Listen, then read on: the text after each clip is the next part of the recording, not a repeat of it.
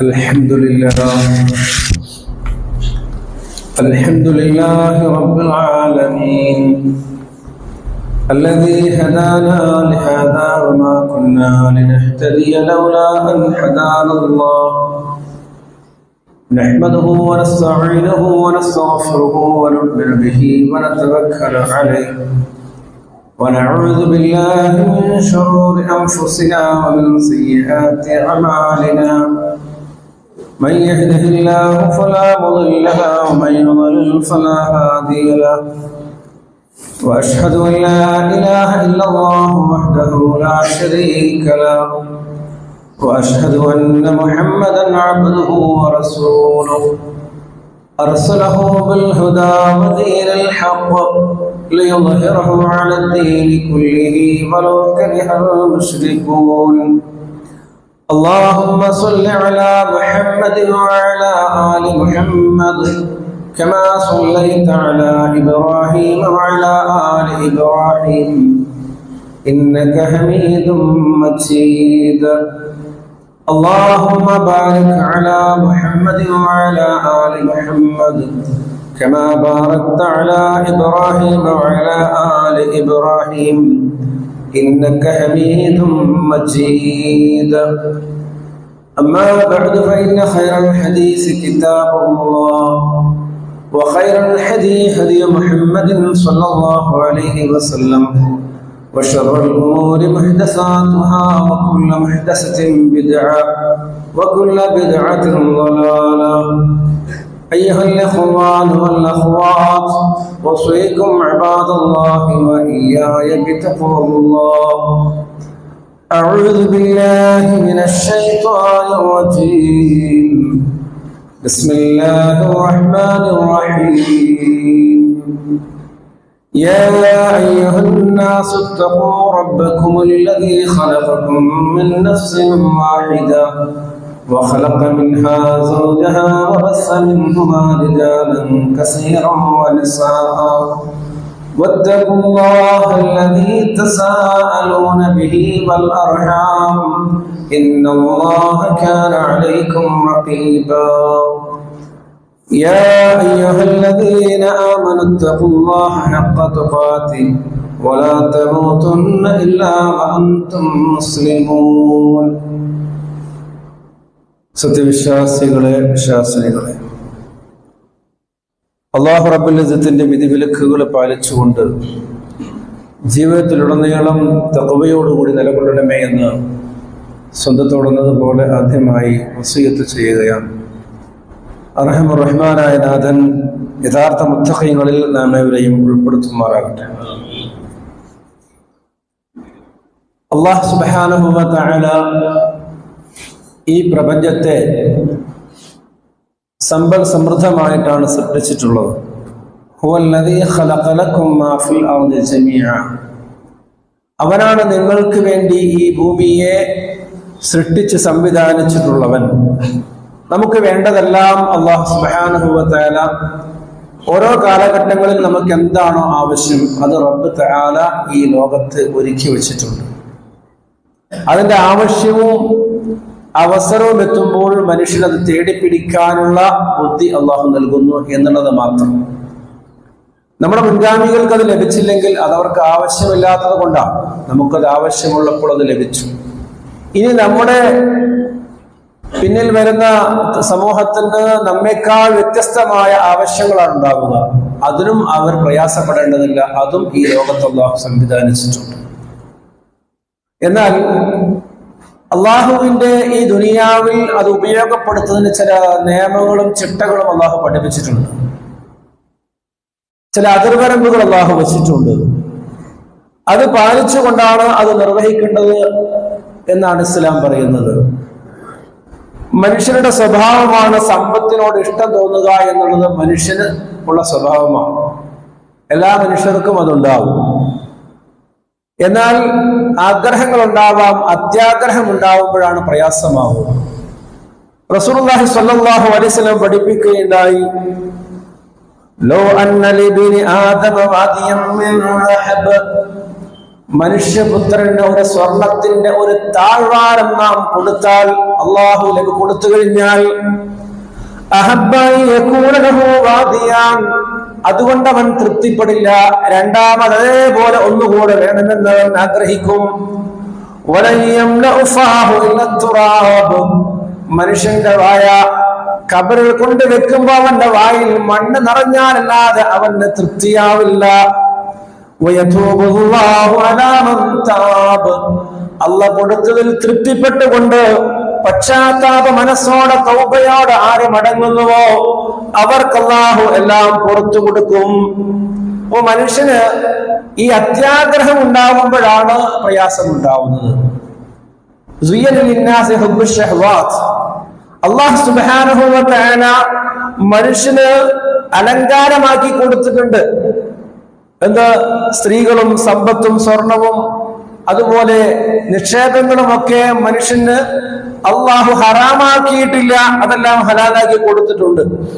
എന്നാൽ അതിന്റെ പരിധി ലംഘിക്കുമ്പോൾ അവനും സമൂഹത്തിനും അത് പ്രയാസമാകും.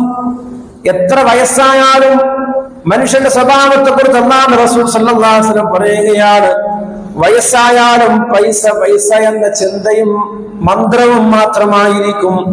റസൂൽ പറഞ്ഞു, യഹ്റബു ബിന ആദം, മനുഷ്യപുത്രന് വയസ്സാകും, വൃദ്ധരാകും. അവര് ജീവിച്ച് അനുഭവിച്ച് ആസ്വദിച്ചവർക്ക് വയസ്സാകും. എന്നാൽ അവർക്ക് വയസ്സാകുമ്പോഴും രണ്ട് കാര്യങ്ങൾ അവർക്ക് ചെറുപ്പമായി വരും. വയസ്സായാലും രണ്ട് കാര്യം ചെറുപ്പമാകുന്ന റസൂൽ പറയുന്നത് എന്താണത്? അൽ ഹിർസു അലൽ മാൽ, സമ്പത്തിനോടുള്ള ആഗ്രഹം. സമ്പത്തിനോടുള്ള ആഗ്രഹം, അതിനോടുള്ള ആശ എത്ര വയസ്സായാലും മനുഷ്യൻ തീരൂല. അത് എപ്പോഴും ഉണ്ടാവും, സമ്പത്തിനോട് ആഗ്രഹം ഉണ്ടാവും. അതുപോലെ ജീവിക്കണമെന്ന, ഇനിയും കുറകാലം ജീവിക്കണം എന്നുള്ള ആഗ്രഹം. ഇത് രണ്ടും മനുഷ്യന് എത്ര വയസ്സായാലും ചെറുപ്പമായിട്ട് ഇങ്ങനെ നിൽക്കും എന്ന് അള്ളാഹുവിന്റെ റസൂൽ സല്ലല്ലാഹു അലൈഹി വസല്ലം പറയുകയാണ്. പക്ഷെ രണ്ടിനെയും അള്ളാഹുവിന്റെ ഖദറിലും ഖദറിലും പിടിച്ചു നിർത്താൻ കഴിയുന്നവരാണ് മുഅ്മിനുകൾ. അത് കഴിയാതാവുമ്പോഴാണ് പരാജയം സംഭവിക്കുക. അല്ലാഹു സുബ്ഹാനഹു വ തആല മനുഷ്യന്റെ ആ ദുരാർത്തിയെ കുറിച്ച് പറയുകയുണ്ടായി, വഇന്നഹു ലിഹബ്ബിൽ ഖൈരി ലശദീദ്, വഇന്നഹു ലിഹബ്ബിൽ ഖൈരി ലശദീദ്.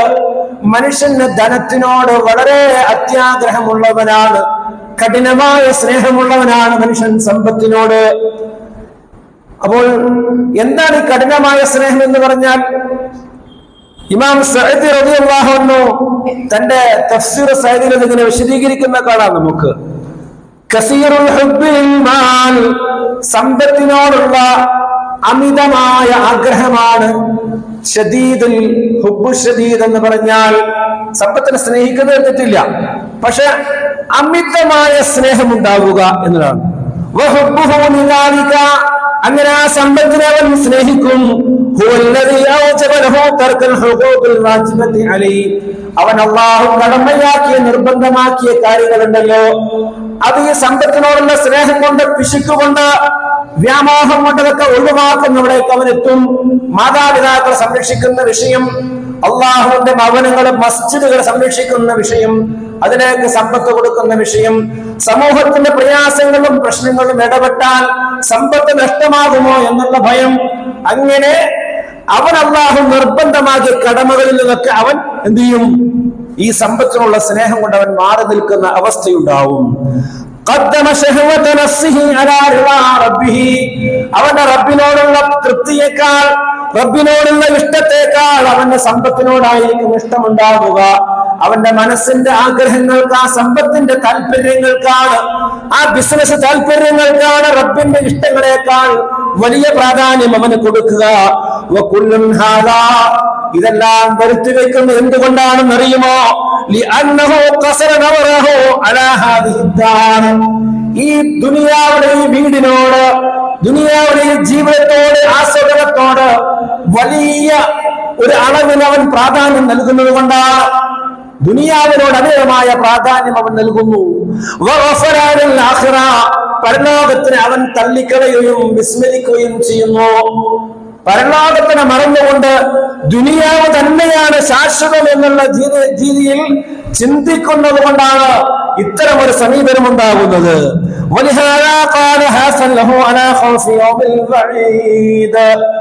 അവന് വാഗ്ദത്തം ചെയ്യപ്പെട്ട ദിവസത്തെ പരലോകത്തെ അവൻ മറന്നു കളയുന്ന ദുനിയാവിന് വലിയ പ്രാധാന്യം കൊടുക്കുന്നു. റബ്ബിനേക്കാൾ ഇഷ്ടം അവന്റെ സാമ്പത്തിക താല്പര്യങ്ങൾക്ക് അവൻ നൽകുകയും ചെയ്യുന്നു. ഇങ്ങനെയുള്ള ഒരു ഇഷ്ടത്തെ സമീപനത്തെയാണ് അല്ലാഹു എന്ന് പറഞ്ഞത്.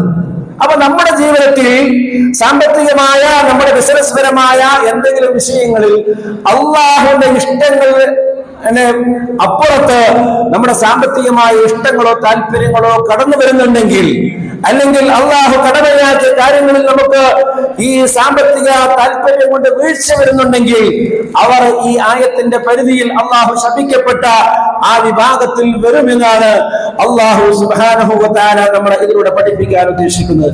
അതുകൊണ്ട് പ്രിയമുള്ള സഹോദരന്മാരെ, ഇന്നെല്ലാവരും ദുനിയാവ് വാരിക്കൂട്ടുന്ന തിരക്കിലാണ്. ദുനിയാവിന് വേണ്ടി എല്ലാവരും നെട്ടോട്ടത്തിലാണ്. കിട്ടിയതിൽ തൃപ്തിപ്പെട്ടുകൊണ്ട് ഓടുന്നതിൽ പ്രശ്നമില്ല, പരാതിയില്ല. പക്ഷേ തന്റെ കയ്യിലുള്ളത് തൃപ്തിപ്പെട്ടുകൊണ്ട് വേണം. അള്ള നൽകിയതിൽ ഒരു തൃപ്തിയോടുകൂടിയാണ് ഓടേണ്ടത്. പരലോകത്തിന്റെ തിരക്കിന്ന് ആർക്കും കാണാൻ കഴിയുന്നില്ല, അല്ലെ? ദുനിയാവിന്റെ തിരക്കാണ്. ഞാൻ അവിടെ കോംപ്ലക്സ് വാങ്ങി, ഇവിടെ ഫ്ലോട്ട് വാങ്ങി, ഞാൻ എന്റെ മക്കൾ അവിടെ പറഞ്ഞയച്ചു, എനിക്ക് ഇത്ര ബാലൻസ് ഉണ്ട്. ഈ പെരുമ നടക്കുന്ന അവർ പെരുമ നടിക്കലിൽ എല്ലാം മറന്നു കളഞ്ഞുകൊണ്ട് അതിന്റെ പിന്നാലെയാണ് അവര്. എന്നാൽ പറയാൻ കഴിയുമോ, ഞാൻ എത്ര ഹജ്ജ് ചെയ്തു, ഞാൻ എത്ര ഉംറ ചെയ്തു, ഞാൻ എത്ര പള്ളികൾ കയറ്റിയിട്ടുണ്ട്, ഇത്ര പള്ളികളിലേക്ക് ഞാൻ മാസവും ഇങ്ങനെ പൈസ കൊടുത്തുകൊണ്ടിരിക്കുന്നുണ്ട്, ഇത്ര അനാഥ മക്കളെ ഞാൻ സംരക്ഷിച്ചു കൊണ്ടിരിക്കുന്നുണ്ട്, ഇത്ര വിധവകൾക്ക് ഞാൻ സാമ്പത്തിക സഹായം ചെയ്തുകൊണ്ടിരിക്കുന്നുണ്ട്, ഇത്ര മിസ്കീനുകൾക്ക് ഞാൻ വീട് വെച്ച് കൊടുത്തിട്ടുണ്ട്, ഇത്ര മക്കളുടെ കല്യാണം ഞാൻ കഴിച്ചു കൊടുത്തിട്ടുണ്ട്, ഇത്ര റോഡുകൾ ഉണ്ടാക്കിയിട്ടുണ്ട്, ഇത്ര തോടുകൾ ഉണ്ടാക്കിയിട്ടുണ്ട്. ഇങ്ങനെ ഈ ദുനിയാവിൽ നമ്മൾ മരിച്ചാലും നമ്മുടെ ഖബറിലേക്ക് ഇങ്ങനെ ഒഴുകിക്കൊണ്ടിരിക്കുന്ന ആ സദഖത്തുൽ ജാരിയ, ആ വിഷയത്തിൽ തിരക്കില്ല, ആ വിഷയത്തിൽ ഒന്നും ചെയ്യാനില്ല, ആ വിഷയത്തിൽ താല്പര്യമില്ല. ദുനിയാവിൽ ഇങ്ങനെ ഓടിക്കൊണ്ടിരിക്കുന്ന അവസ്ഥ പറയാൻ കഴിയണം നമുക്ക്. നമ്മുടെ ജീവിതത്തിലേക്ക് തിരിഞ്ഞു നോക്കുമ്പോ വാർദ്ധക്യത്തിൽ, മരണത്തിൽ, മലക്കുൽ മൗത്ത് അലൈഹിസ്സലാം വരുന്ന ആ സന്ദർഭത്തില് ജീവിതം ഒന്ന് മറിച്ചു നോക്കുമ്പോ കുറെ ബാലൻസ് ഉണ്ടാവണം പരലോകത്തേക്ക് വേണ്ടിയിട്ട്. ഒന്നുമില്ലാത്ത സീറോയായി പോകേണ്ടി വന്നാൽ അതിനേക്കാൾ മുഫ്ലിസായ പാപ്പരായവരാണുള്ളത്. അതുകൊണ്ട് പ്രിയമുള്ളവരെ, ദുനിയാവ്, സമ്പത്ത് എത്ര വേണമെങ്കിലും സമ്പാദിക്കാം. അത് അള്ളാഹു ഇഷ്ടപ്പെടുന്ന ഹലാലായ മാർഗത്തിൽ, അത് ചെലവഴിക്കുന്ന റബ്ബ് ഇഷ്ടപ്പെടുന്ന രൂപത്തിൽ, അല്ലെ? ഇനി ഇത്തരം ആളുകള് ദീനിൽ എന്തെങ്കിലും പ്രവർത്തിക്കുന്നുവെങ്കിൽ, അല്ലെങ്കിൽ ദീനിന് വേണ്ടി എന്തെങ്കിലും ചെയ്യുന്നുവെങ്കിൽ തന്നെ അത് സ്വാർത്ഥമായിട്ടാണ് നമുക്ക് കാണാൻ കഴിയുക. കാരണം അതൊരു ചൂണ്ടയായിരിക്കും. സമ്പത്തിനെ വല്ലാതെ സ്നേഹിക്കുന്ന ആളുകളുണ്ടല്ലോ, അവര് ദീനും ഒരു ചൂണ്ടയായിട്ടാണ് ഉപയോഗിക്കുക. എന്താ ചൂണ്ട? മീൻ പിടിക്കാൻ വേണ്ടിയിട്ട് അതിന്റെ തെറ്റത്ത് ഇര കോർത്തുകൊണ്ട് ഇട്ട് കൊടുക്കും. എന്താ വിചാരിക്കുക? മീൻ എന്താ വിചാരിക്കുക? ഓ, എനിക്ക് തിന്നാനിട്ട് വന്നിരിക്കുന്നു. പക്ഷെ അതെന്തിനുള്ളതാ? ആ മീനിനെ പിടിക്കാനുള്ളതാ. ഇതേപോലെ ദീനിൽ ഭയങ്കര പ്രവർത്തകയായിരിക്കും, ഒരുപാട് കാര്യങ്ങൾ ചെയ്യുന്ന ആളായിരിക്കും. പക്ഷേ അവന്റെ മനസ്സിൽ ദുനിയാവാണെങ്കിൽ അവൻ ചൂണ്ടയാണിടുന്നത്. കാരണം മൂപ്പർ ഇന്നതിന്റെ നേതാവാണ്, ഇന്നതിന്റെ ഖത്തീബാണ്, ഇന്നതിന്റെ പ്രസിഡന്റാണ്, ഇന്നതിന്റെ സെക്രട്ടറിയാണ്, ഇന്നതിന്റെ അമീറാണ്. ആ പേര് വെച്ചുകൊണ്ട് ഇവന് പേരും പ്രശസ്തി, ഇവന് ബിസിനസ്സും കൊടുക്കണം, ആളുകൾ അവനെ വിശ്വസിക്കണം, അവന് കടം കൊടുക്കണം, അവന്റെ ബിസിനസ് വളരണം. ഇതാണ് ചിന്തയെങ്കിൽ, ഇതിനു വേണ്ടിയാണ് ദീനിൽ പണിയെടുക്കുന്നതെങ്കിൽ അത് വെറും പുറംപോച്ചാണ്, അത് നീയാണ്. അതുകൊണ്ട് സമ്പത്തിനുള്ള സ്നേഹം ആൾക്കാർക്ക് അങ്ങനെ ചെയ്യാൻ പറ്റൂ. എന്നാൽ ദുനിയാവിന് വേണ്ടി എത്ര ചെലവഴിച്ചാലും അവർക്കതിൽ പരാതിയില്ല. വീടുണ്ടാക്കുന്നതിൽ, കല്യാണം കഴിക്കുന്നതിൽ, വാഹനം വാങ്ങുന്നതിൽ, ടൂർ പോകുന്നതിൽ ലക്ഷങ്ങൾ, കോടികൾ ചെലവഴിച്ചാലും സങ്കടമില്ല, പരാതിയില്ല, പരിഭവമില്ല. എന്നാൽ അല്ലാതെ ദീനിന് വേണ്ടി എന്തെങ്കിലും ലക്ഷങ്ങളോ ആയിരങ്ങളോ ചെലവഴിച്ചാൽ അത് എടുത്തു പറയുന്നു, ഞാൻ അത്ര കൊടുത്തു, ഞാൻ ഇത്ര ചെയ്തു. അല്ലാഹു പറയുന്നു,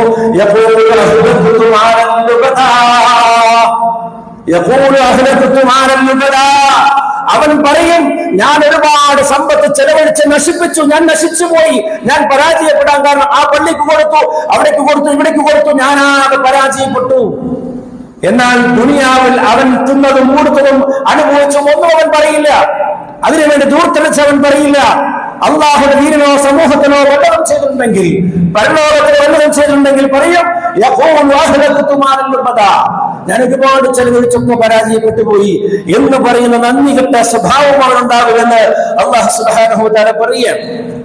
അതുകൊണ്ട് പ്രിയമുള്ളവരെ, അതാണല്ലോ നബി സല്ലല്ലാഹു അലൈഹി വസല്ലം താക്കീത് നൽകിയത്.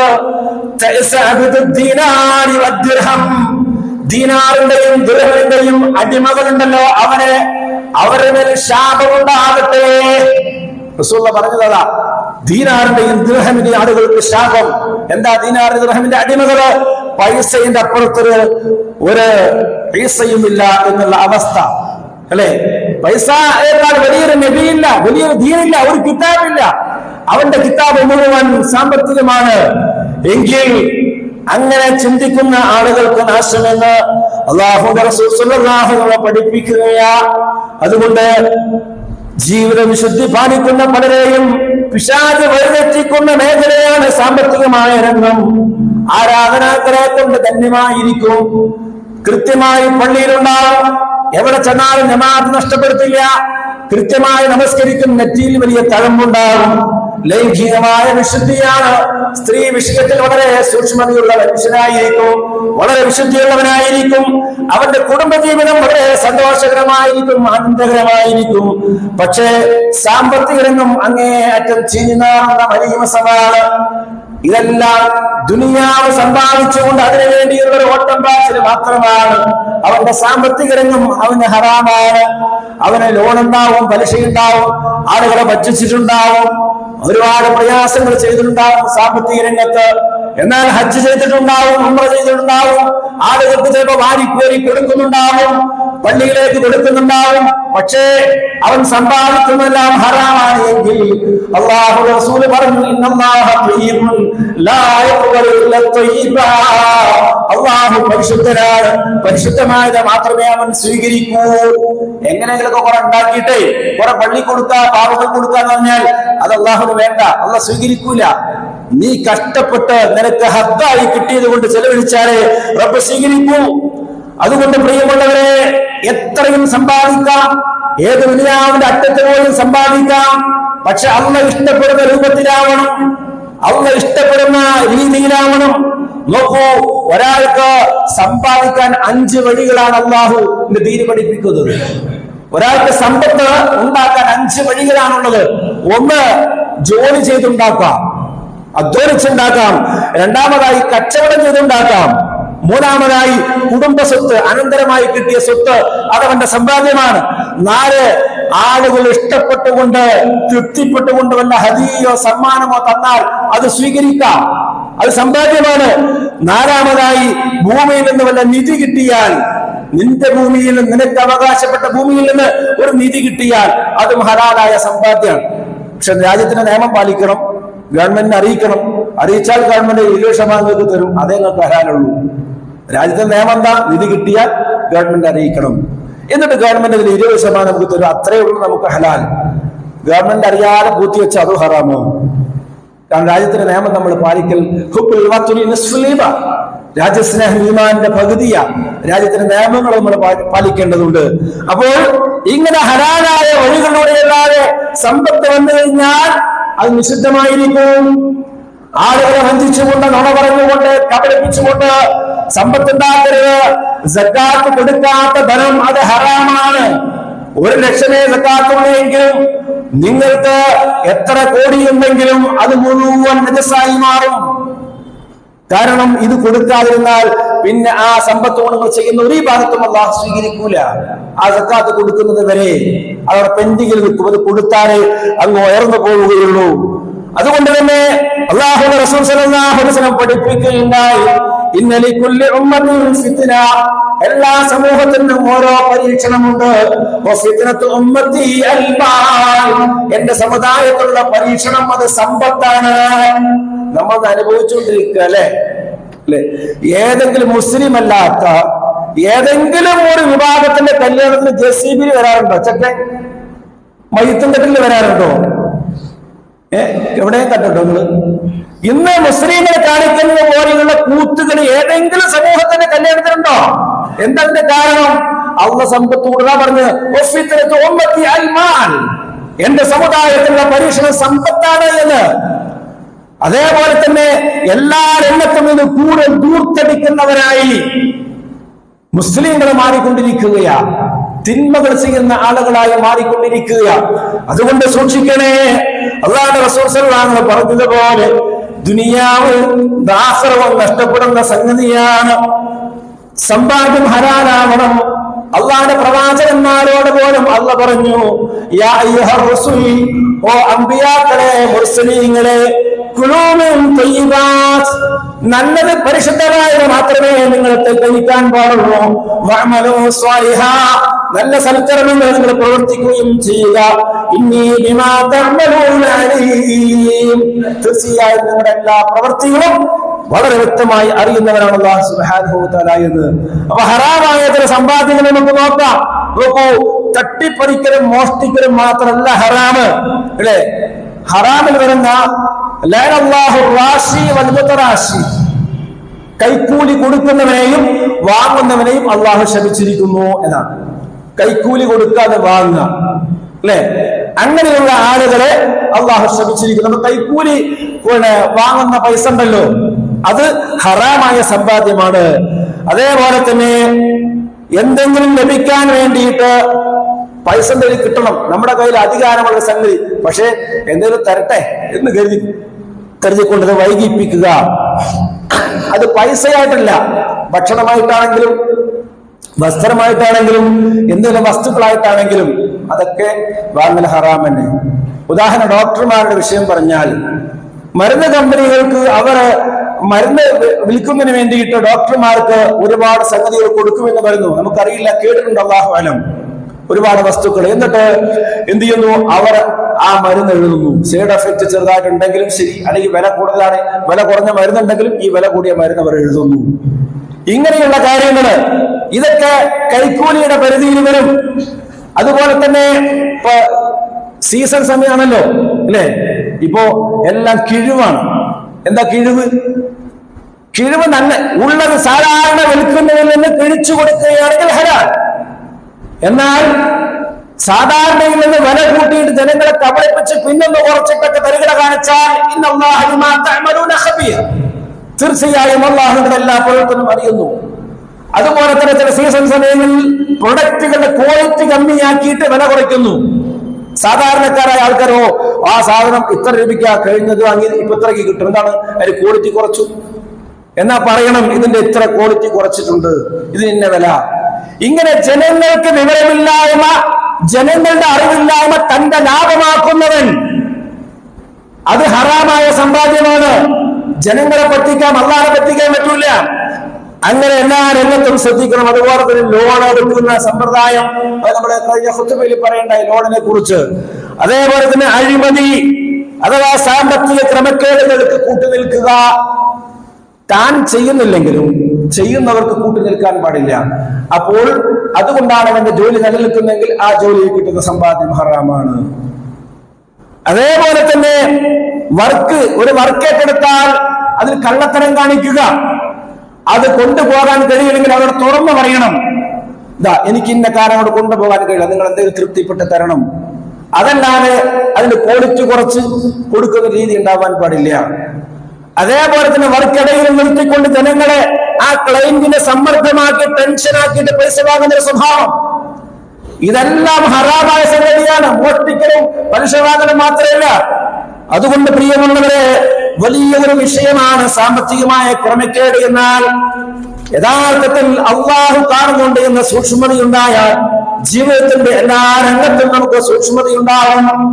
നമ്മളെ വിശ്വസിച്ചുകൊണ്ട് ആരെങ്കിലും സാധനം വാങ്ങാൻ നമ്മുടെ പിന്നാലെ വന്നാലേ, ചില ആളുകൾ അങ്ങനെ ഉണ്ട്, ഞാൻ വാങ്ങിച്ചു തരാം, എന്നിട്ടോ ഇവനും മറ്റവനും തമ്മിൽ ധാരണ, എന്നിട്ട് ഇവന് കിട്ടുന്ന കമ്മീഷൻ മറ്റവന്റെ ബില്ലിൽ. അങ്ങനെ അതും ഹറാമാണ്. ഇവനോട് പറയണം, ഞാൻ എന്റെ ജോലി ഒഴിവാക്കി നിന്റെ കൂടെ വരികയാണ്, എനിക്ക് ഇത്ര രൂപ തരണം എങ്കിലത് ഹലാല്. അതല്ലാതെ അന്ന് വേണ്ട, ഞാൻ നിങ്ങൾക്ക് വാങ്ങിച്ചതവാ, നമുക്കറിയുന്ന കടണ്ട്, പോയിട്ട് അവിടെ കൊണ്ട് എന്ത് ചെയ്യുക, 2000 സാധനം 3500 പറയുക, എന്നിട്ട് 1500 എന്റെ പോക്കറ്റിൽ, അത് എന്റെ പോക്കറ്റൊന്നും. ഇത് ഹറാമായ സമ്പാദ്യമാണ്. അങ്ങനെ ഇതെല്ലാം ശ്രദ്ധിക്കാൻ, നിസ്കരിച്ചാൽ മാത്രം പോരാ, സ്വർഗ്ഗത്ത് പോകില്ല. ഇതൊന്നും ശ്രദ്ധിക്കാതെ നിസ്കാരം തന്റെ മുകളിലേക്ക് കയറൂല, അതവിടെ നിൽക്കും, അതുകൊണ്ട് കയറൂല, അല്ല സ്വീകരിക്കൂല. അതേപോലെ തന്നെ ഒരുപാട് കാര്യങ്ങള് വീടുണ്ടാക്കുമ്പോ വാസ്തുശാസ്ത്രം, ചില ആൾക്കാർ വന്നിട്ട് പറയും ഈ അടുക്കള ശരിയല്ല, അങ്ങോട്ട് മാറ്റണം. അങ്ങനെ ഒരുപാട് ആൾ, നമുക്ക് പരിചയമുള്ള ആൾക്കാർ, ഒരുപാട് ആൾക്കാർ അടുക്കള പൊടിച്ചാക്കിട്ട് മാറ്റി എന്താണ് ഈ വന്ന ചെങ്ങായിക്ക് 10,000-25,000 രൂപ കിട്ടണം പൈസക്ക് വേണ്ടിയിട്ട്, അല്ലെ? ഇങ്ങനെയുള്ള ഹറാമായ ശിർക്കായ കാര്യങ്ങൾ പറഞ്ഞു കൊടുത്ത് അതിനുള്ള സമ്പാദ്യങ്ങള്, അങ്ങനെ എല്ലാം ഒരുപാട് വിഷയങ്ങൾ നമ്മൾ അള്ളാഹുവിനെ സൂക്ഷിക്കുക.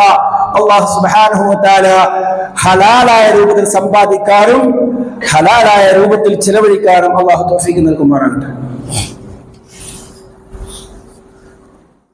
ഇന്നൽ ഹംദലില്ലാഹ് കസീറൻ ത്വയ്യിബൻ മുബാറകൻ ഫീഹി യുഹിബ്ബു റബ്ബുനാ വയർളാ.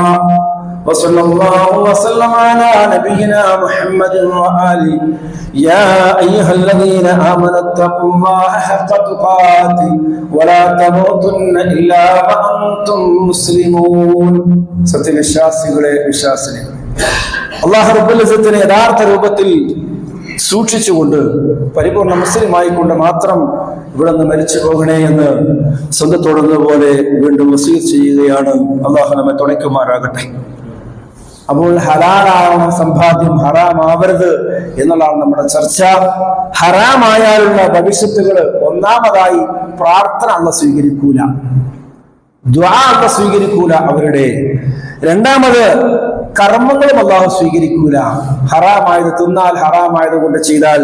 3, ഖബറിൽ തന്നെ ശിക്ഷയുണ്ടാകും, ഖബറിൽ വെച്ച് തന്നെ ഹറാമായ സമ്പാദിച്ചവർക്ക് ശിക്ഷയുണ്ടാകും.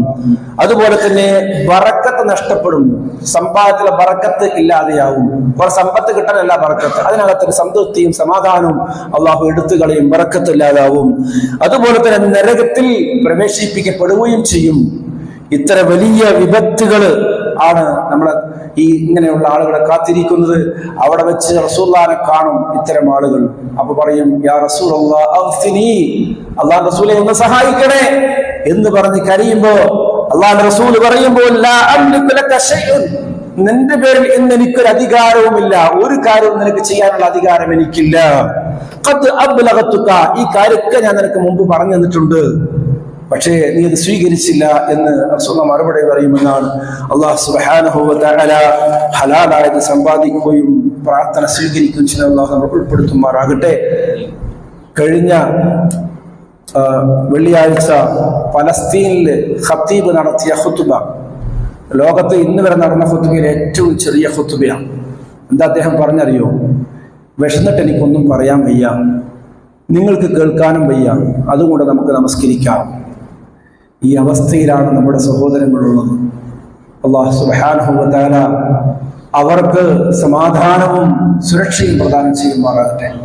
അവരുടെ വിശപ്പുകൾ അല്ലാഹു മാറ്റിക്കൊടുക്കുമാറാകട്ടെ. ലോക മനസ്സുകൾ അവരിലേക്ക്, ലോകശക്തികളുടെ മനസ്സുകൾ അവരിലേക്ക് അല്ലാഹു ചായച്ചു കൊടുക്കുമാറാകട്ടെ.